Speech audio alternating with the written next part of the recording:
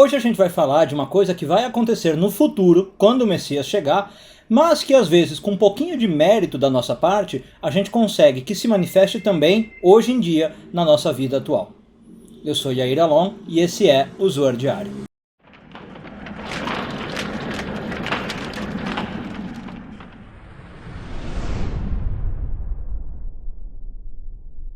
Essa semana continuamos a ler a porção de Tordot, hoje focando nos parágrafos 42 e 43 do Zoar, quinto ano de leitura. Ligado ao vídeo passado, tá? O Zoar está contando para nós que no futuro vai haver um banquete, onde os justos vão comer, né, e se fartar e ficar muito felizes, e o Zoar explica para nós o que vai ter nesse banquete, e entre outras coisas, o Zoar diz que vai ser oferecido um vinho que não existe na face da Terra, que foi criado lá na época da criação, nos 6 dias da criação, ficou guardado desde então e vai ser servido só nesse banquete. E aí os rabinos começam a discutir e falam que por causa deste vinho, por causa da alegria do banquete, as pessoas lá vão ter revelações que elas nunca tiveram antes. Elas vão entender coisas que elas nunca entenderam, vão perceber coisas do mundo que elas nunca perceberam. E o Zoar diz que esse é o aspecto do comer e beber que vai vir no futuro. Né? Quando o Messias chegar, o nosso comer e beber vai ser diferente. Mais do que comer e beber coisas físicas, a gente vai comer e beber informação. A gente vai ter essas revelações e isso vai nos nutrir. Agora, como eu falei antes da vinheta, isso é um dado certo lá no futuro, quando o Messias chegar, mas de vez em quando acontece aqui, para nós, hoje em dia. Eu não sei se você já teve essa experiência, mas tomara que sim, porque aí você vai saber do que eu estou falando. É uma experiência muito legal quando você percebe algo que você nunca tinha percebido.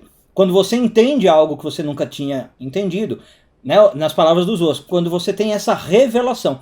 E isso é chamado, então repito, de comer e beber. Claro que não fisicamente, espiritualmente.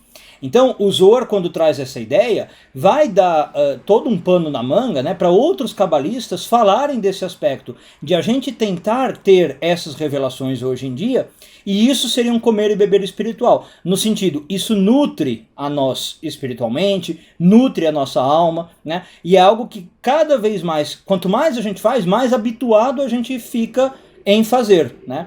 É quase como se fosse uma questão de prática. Depende um pouco do nosso mérito, né? No sentido, eu tenho que ter uma conexão espiritual para começar a perceber as coisas de modo diferente. Mas uma vez que eu começo, é mais fácil eu ter essa experiência repetidamente. Então, só para ficar mais claro, né? Pensa talvez num paralelo o que a gente conhece algumas pessoas com genialidade, não necessariamente no campo da espiritualidade, mas pessoas que são muito geniais, muito criativas. Parece que para elas é um hábito, né? Elas estão sempre tendo ideias muito boas, sempre muito criativas.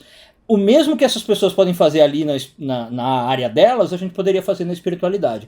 Então, quando a gente tem esses lampejos e começa a entender a vida de um modo diferente que a gente não entendia até então, é na verdade um aspecto da era messiânica que a gente está conseguindo trazer para hoje em dia. Um bom dia a todos e tudo de bom.